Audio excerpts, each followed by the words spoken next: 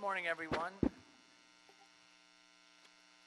Try again. There we go. Are we on? We are. Good morning, everyone. Welcome to the regularly scheduled meeting of the Board of Public Works for today, Friday, November 3rd, 2017. Commissioner Rivas, James, Davis, and Jacinto are present. President James, we have a quorum. May we start with Bureau introduction, starting with Bureau of Contract Administration. Good morning, Angelica Samayoa with the Bureau of Contract Administration. Good morning, Uri Jimenez, Bureau of Engineering. Good morning, Gary Harris, Bureau of Street Services. Good morning, Brian Cowitz, LA Sanitation. Good morning, Ruben Flamenco, Bureau of Street Lighting. Fernando Campos, Executive Officer. President James, we do not have any speaker cards under general public comment. We also do not have any commentary under the Neighborhood Council comment section, and we did not receive any speaker cards for today's agenda. Okay, we'll close general public comment as well as the Neighborhood Council category of commentary.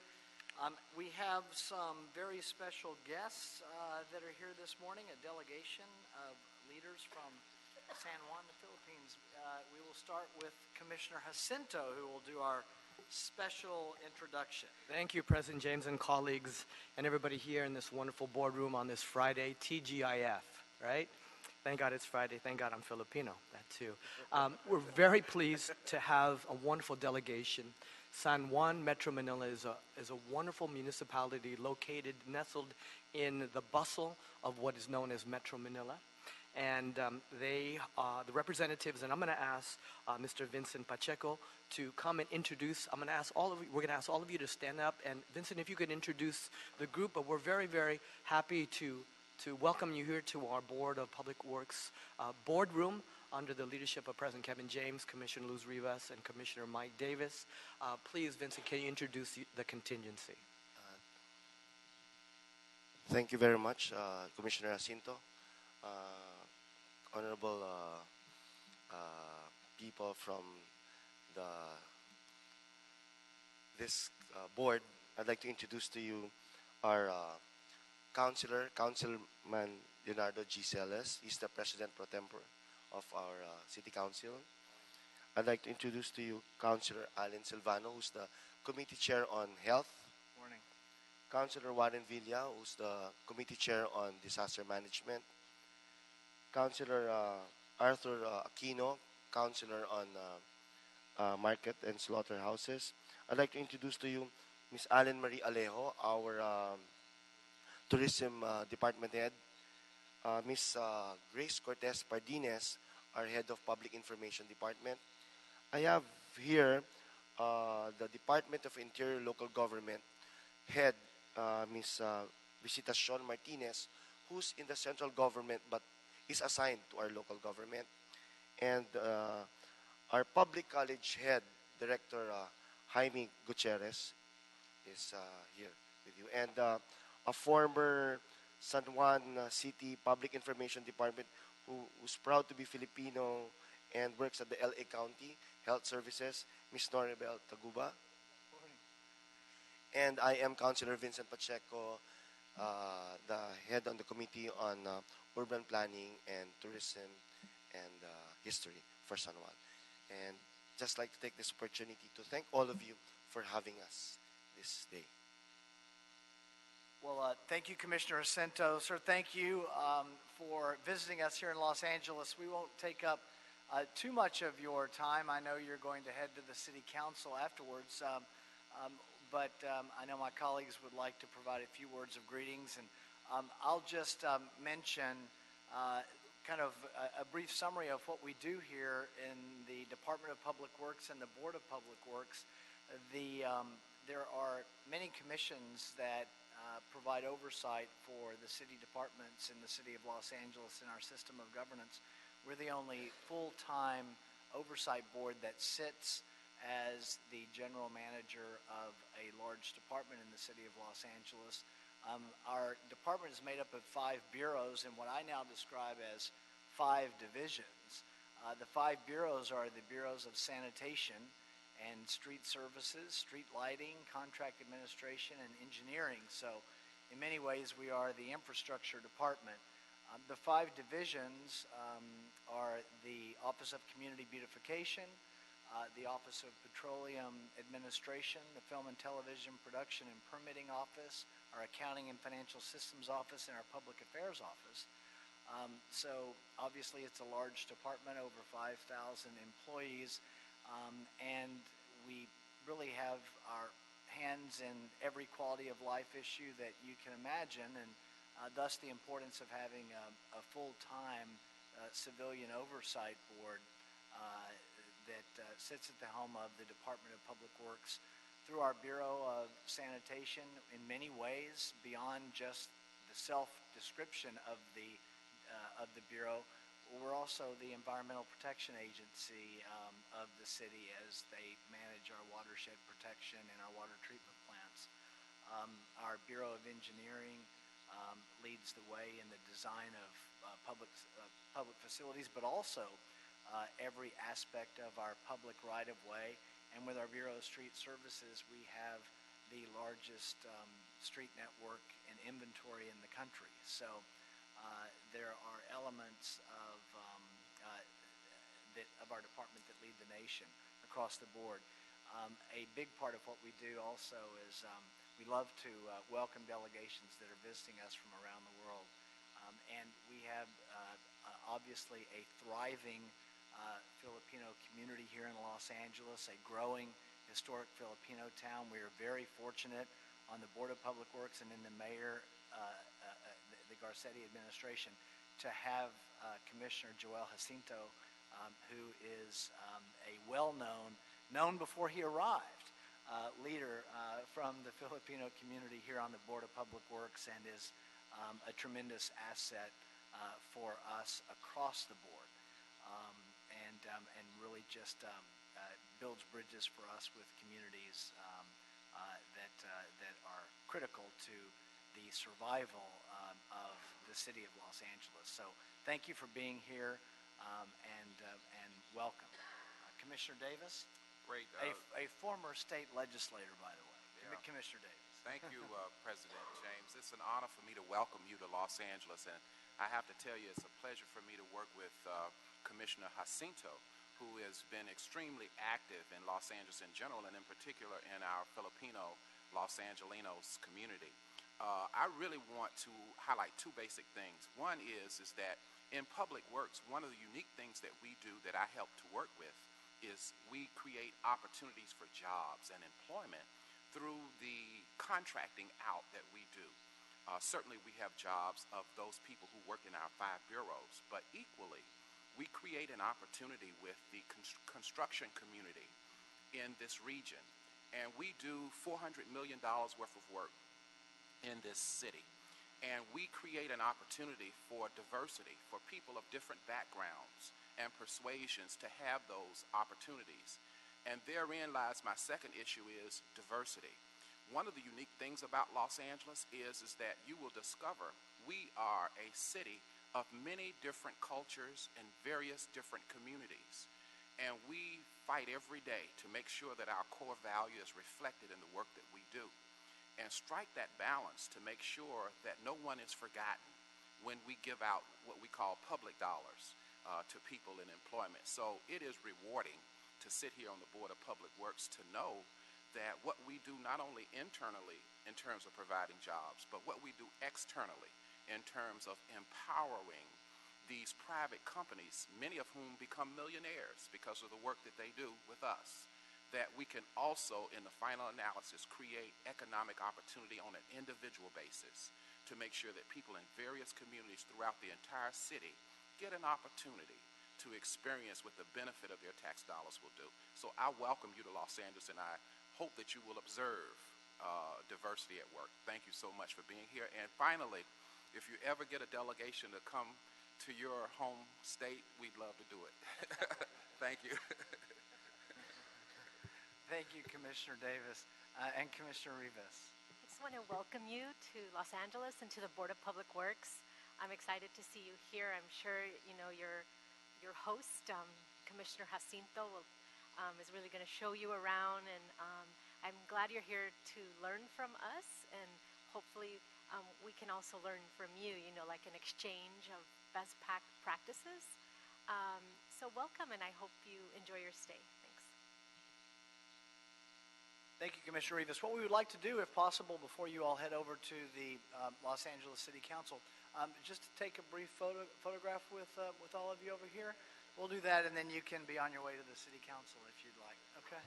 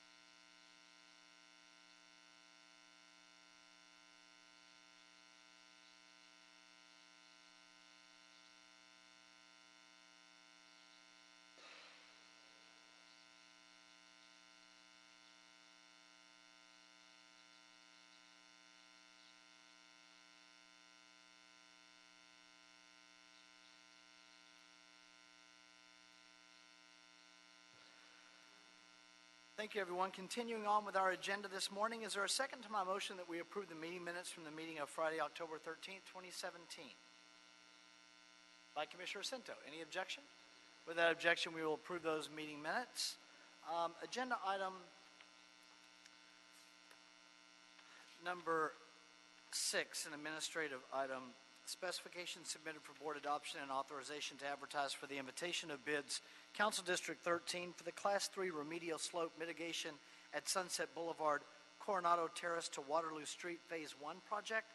The estimate's $1,511,160, and the bid receipt date is December 13, 2017. Is there a second to my motion that we adopt agenda item number 6 forthwith? By Commissioners Jacinto and Davis. Any objection? With that objection, we will do so.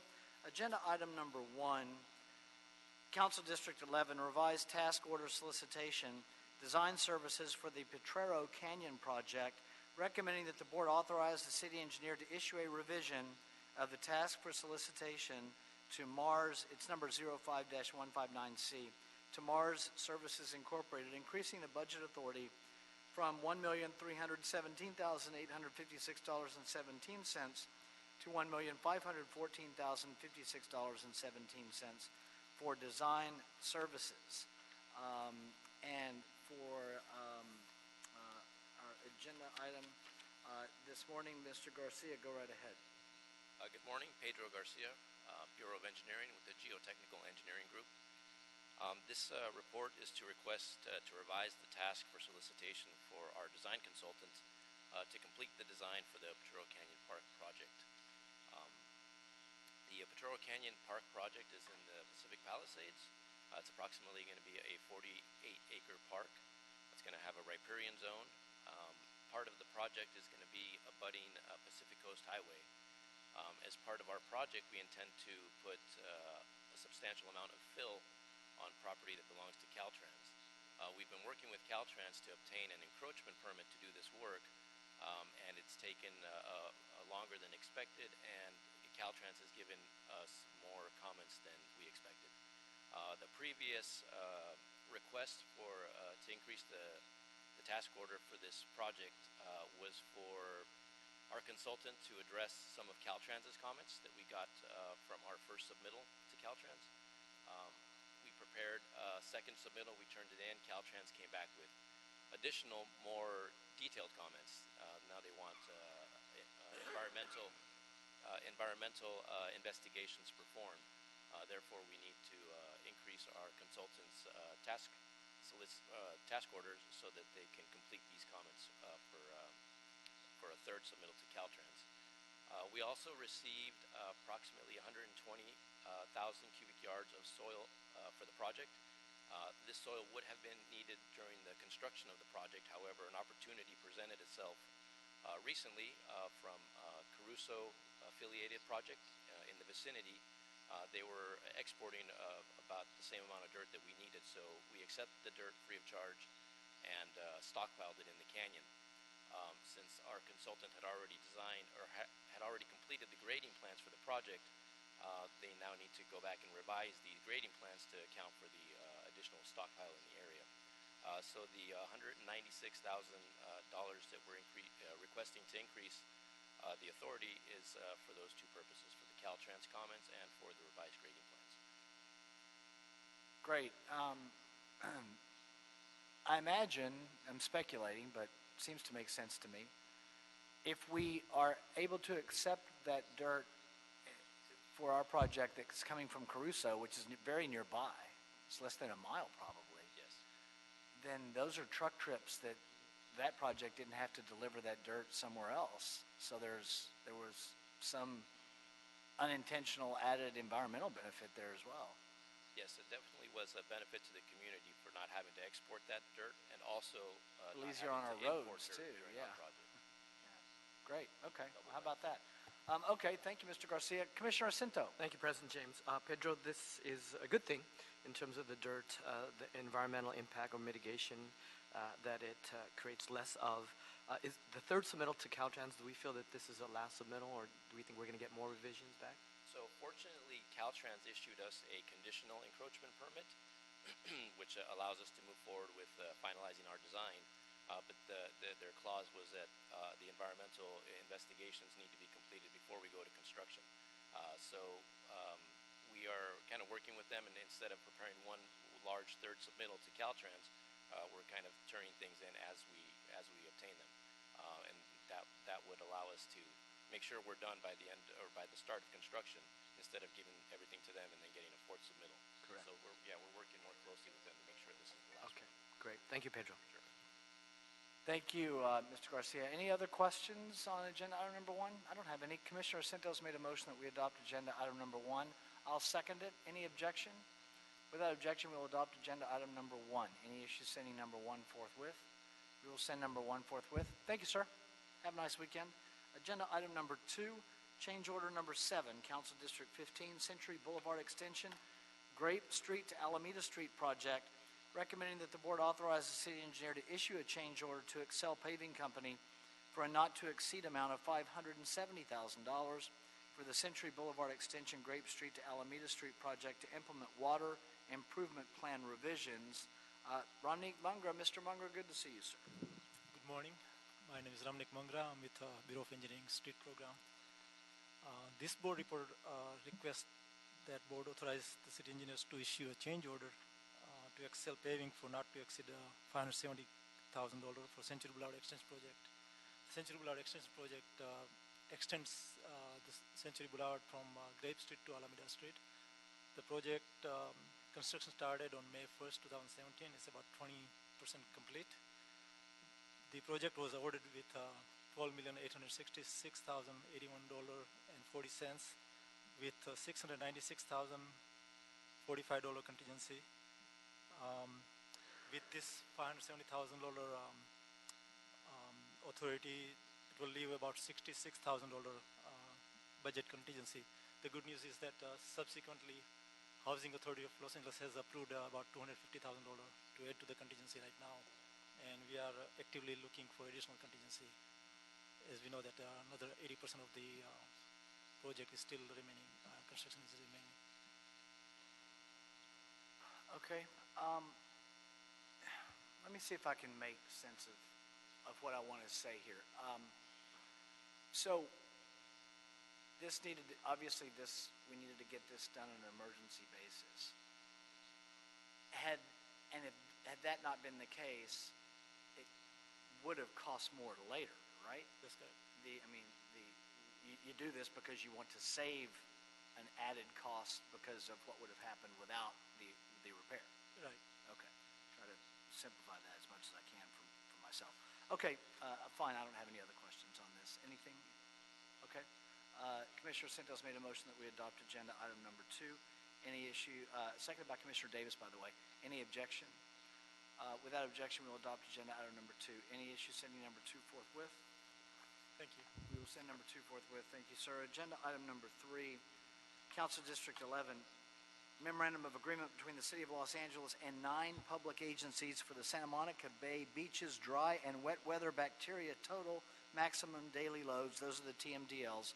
Shoreline water quality monitoring. It's that time of the year again, it sounds like. Approve and forward the report with the transmittals to the Mayor and City Council, requesting the approval of each proposed memorandum of agreement between the City of Los Angeles and the County of Los Angeles, Caltrans, and the cities of Malibu, Calabasas, Santa Monica, El Segundo, Agora Hills, Westlake Village, and Hidden Hills for shoreline water quality monitoring per the Santa Monica Bay beaches dry and wet weather bacteria TMDLs. And secondly, request that the City Council and Mayor authorize myself or 2 members of the Board of Public Works to execute the memoranda of agreement. Ariel Flores. Hello, sir. Good morning, Commissioners. Sorry for the mouthful. We're going to be, this is a cost-sharing agreement that we want to present for the bacterial water quality monitoring Santa Monica Bay. It's driven by wet and dry weather TMDLs, so they're based on regulations. The city has done 4 generations of this monitoring already since 2003 when the TMDLs were implemented. Monitoring is conducted by the Environmental Monitoring Division, or EMD, at 27 locations throughout the Santa Monica Bay watershed. The city is going to be doing this monitoring on behalf of the other agencies listed. Thus, the MOA is to secure a reimbursement. The cost for each agency is determined by the percentage of land area going to the monitoring site. A total monitoring cost of about $332,000 per year, which the city will receive a reimbursement of about $218,000 per year. And that's based on I know it's based somehow, it's divided up on usage, for lack of a better term. Is it based on amount of distance that's covered by each of the municipalities, or the amount that they benefit from the program? No, so it's based on how much space an agency is taking up within that area. Got it. Okay. So it's proportional to sure. to their area. So over 5 years, which is the term of the MOA, the city will be receiving a reimbursement total of about $1.15 million, and that's the total. Is this the same? This is essentially a renewal, right, for another 5-year period? Correct. And we're on renewal number 3, it looks like? 4. Oh. So we've done 4. 2, 7, 12, yeah, 17. Okay. Commissioner Davis. Are these the only contract cities that we provide these services to, or are there others within the county that we provide these services to? Under different MOAs, We do There are have other regions. monitoring, but for this particular MOA, we're only dealing with these 9 agencies. Okay.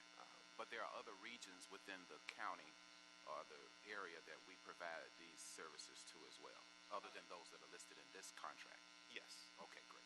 Okay, thank you. Thank you, Commissioner Davis. Anything else? I don't have any questions on this. I'll make a motion that we adopt agenda item number 3, seconded by Commissioner Davis. Any objection? Without objection, we will adopt agenda item number 3. Any issue sending 3 forthwith? Thank you, sir. Thank you. We'll send number 3 forthwith. Agenda item number 4 is a tree removal, Council District 4. At 3276 North Coy Drive, recommending that the board find that the project is categorically exempt under Article 3, Section 1, Class 3, Category 1 of the city's Environmental Quality Act guidelines, and there is no substantial evidence the proposed project will have significant effect on the environment and is in compliance with the California Environmental Quality Act. Secondly, find that none of the exceptions to the use of a categorical exemption as set forth in Section 15300.2 of state CEQA guidelines apply. 3, specify that the Bureau of Street Services, Urban Forestry Division, located at 1149 South Broadway, is the custodian of the documents or other material that constitute the record of proceedings upon which the board's decision is based. And 4, review and approve the request for a fee permit to remove 4 coast live oak trees. Tree replacements are required. Mr. Tyson, welcome back, sir. Morning, President James, Commissioners, Bureau Representative, City Attorney, and Executive Officer. Today we're here to talk about this report and this development and the impacts to these trees. Mr. Levon Charmodian, property owner, is proposing to construct a new single-family residence at 3276 Coy Drive. The footprint of the proposed home will have an approximate 3,845 square foot development measuring, and the property square footage is 9,452 feet. Mr. Chamardian contacted the Bureau of Street Services regarding proposed construction. The Bureau informed the property owner to obtain the services of the Los Angeles Municipal Code-defined tree expert to evaluate the project's impacts to the site's native protected trees.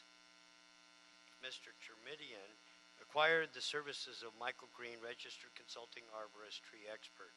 Mr. Green's report indicates the property contains 13 protected trees on the property. Mr. Green's assessment of the protected coast live oak trees, that there will be 4 severely impacted, that is trees numbers 1, 2, 8, and 9. The 4 coast live oak trees measure approximately 10 to 28 inches in diameter by 12 to 35 feet in height and are in good condition. The subject trees are within the footprint of the proposed new residence, therefore they will require removal in order to perform the proposed construction. Michael Green recommends that the oaks be removed. The remaining 9 protected trees will be minimally impacted and are to be preserved in place during the construction of the development and protected with protective fencing, which has been installed. A Bureau arborist inspected the location on June 7, 2017. The arborist agrees that Michael Green's tree assessment and recommendation that the removal of the 4 subject trees will be required. Alice Roth, Deputy District Director, 4th Council District, was contacted and informed of the tree removal request on June 13, 2017, and the Council Office does not object to the project at this time. The Council Office would notify Bureau of Street Services if any tree removal objections are received prior to the board hearing this matter, which we received none. Upon issuance of the protected tree removal permit, the Bureau shall be notified a minimum of 10 days prior to the day of the protected tree removals shall occur. The applicant's tree expert shall be on site the day of the tree removals to ensure the proper trees are removed. A Bureau arborist will arrange an on-site meeting with the applicant or their tree expert the day following the protected tree removals. The applicant shall plant 4 36-inch box-sized coast live oak trees on site to replace the removed trees. Due to the limited spacing in the existing protected trees that will be saved on site, which preclude additional planting areas, the owner shall deliver 12 15-gallon sized pink trumpet trees to the Bureau's nursery. The The survival of the protected tree replacements at the site shall be guaranteed for a period of 3 years by bonding. If the board approves the protected tree removal permit today, the tree removal permit shall be issued by BSS upon notification by the Bureau of Engineering that the bond has been posted. Also, CFAC was notified of this pending removal, and we received no comments from them either. The trees are in little bundles on the property in little spots, and if you look at the map, you can see right where the house is going to be at, that there's little red circles around the trees, I think on your map as well as mine, that shows those trees numbered 2, 1, 2, 8, and 9 that are right in the footprint of the proposed residence. They cannot be saved if they're going to build this residence. Commissioner Jacinto. Thank you, President James. Tim, thank you for this. You know, the map is clear because it shows the proposed development and the layout. And as it stands right now, the procedure is that as the building owner gets the permits to build from the planning department, basically it's deemed reasonable development, and then it comes to us for the issue of the tree removal. And in this case, there were 4. They're able to save 9. 13 protected, 9 that they're able to save, and they kind of built around that tree number 3, which is not, it's not protected, is Correct. kind of retained, but 8 and 9 and 1 and 2 are within the footprint. So in terms of reasonable development, it goes to say that these trees are slated for removal because of that reasonable development. This is in the Mulholland Design and Review area, and you can see that attachment number, I don't see it on here, but it's in the package where it went to the Mulholland Design and Review Board already, and they actually reviewed the project with 5 removals as the review, and it turns out it's only 4, so it's less of an impact than what they already approved from the Mulholland Design and Review Board. Very good. Thank you, Tim. Thank you, Tim. Any response, Tim, opposition from community neighbors, anything like that? Had 0 response that I'm aware of. Okay. I'll make a motion that we adopt agenda item number 4. I'm sorry, Commissioner Rivas, I saw your light. Commissioner Rivas has a question. I had a question on the replacement trees. Sure. Are all of them going to the urban forestry nursery, or any of them, there's no way they can remain on the property or be replanted there? Yes, 4 trees will be replanted at the site, and they're actually 36-inch box-sized trees. They're not 24s or smaller. Okay, so they're actually a good-sized tree, and they're actually going up around by the pool. Where I want to say to this, the pool is not requiring any trees to be removed. I noticed that too at on the all. map. That's great. And so, but it actually takes up a little spot where maybe 1 or 2 trees could be planted. However, we feel it's still reasonable development. They're going to put back the 4 large 36-inch box-sized trees that will give plenty of room for those trees to expand and grow and not be impacted by other trees that are too close. And the reason why we are asking for the pink trumpet trees to be delivered to the nursery is because we want to get trees that are going to be delivered to us that we can replant back out in the city public rights-of-ways where we have a need for them already. Okay, great. So So you've already identified where you can... No, they're not identified yet, but we know that we're low on these type trees, and we plant a lot of them as far as we give them to city plants to plant for property owners when they request a tree to be planted and these kind of things. Okay, great. Thank you. Thank you, Commissioner Rivas. My apologies on that.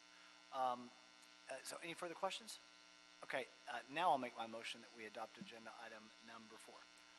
Is there a second by Commissioner Rivas? Any objection? Without objection, we will adopt agenda item number 4. Any issues sending number 4 forthwith? We will send number 4 forthwith. Thank you, sir. Thank you. Agenda item number 5, an authority for expenditure, Southern California Gas Company. The Bureau of Sanitation and the Office of Accounting are requesting board approval and execution of an authority for expenditure in the amount of $210,000. The new adjusted amount on this is $420,000. So that's two $210,000 shots. For funds to pay natural gas usage for building, heating, boilers, and digester gas utilization projects transmission charges for operations at the Hyperion Water Reclamation Plant for the period of July 1, 2017 through June 30th, 2018. Good morning, sir. Good morning, Mr. President. My name is Iraj Afzali. I'm from Hyperion Treatment Plant, Reclamation Plant.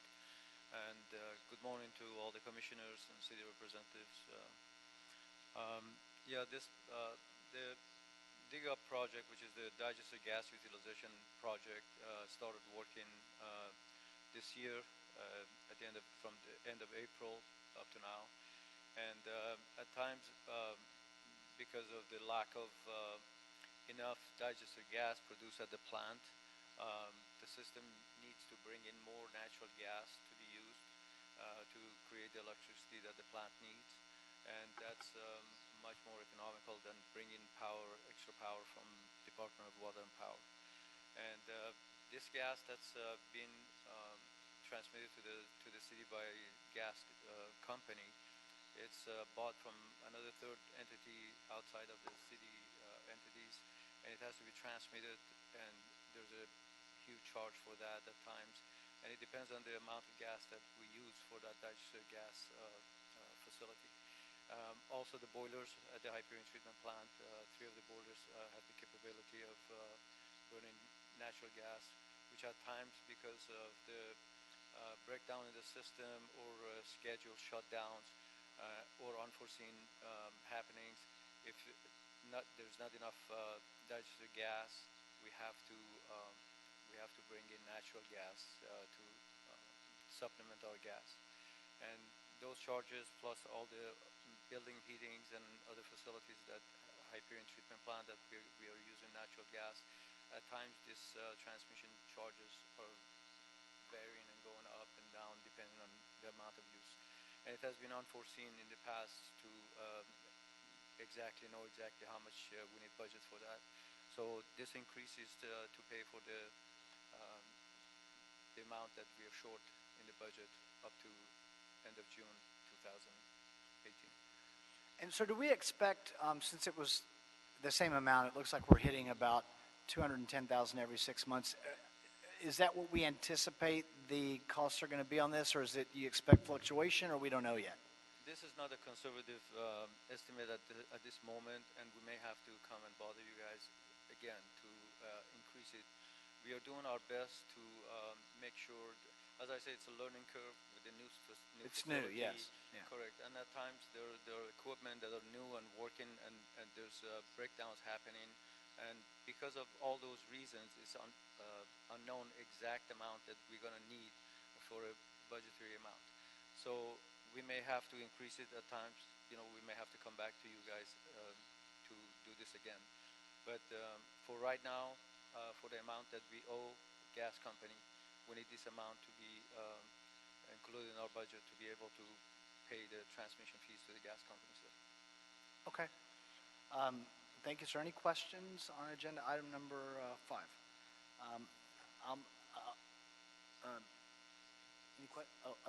I'll make the motion that we adopt agenda item number 5. Commissioner Davis has seconded it. Any objection? Without objection, we will adopt agenda item number 5. Any issue sending number 5 forthwith? We will send number 5 forthwith. Thank you, sir. Have a nice weekend. Thank you. Dr. Campos, have we cleared the desk? Yes, you have. Okay, then we are adjourned, everyone. Have a nice weekend.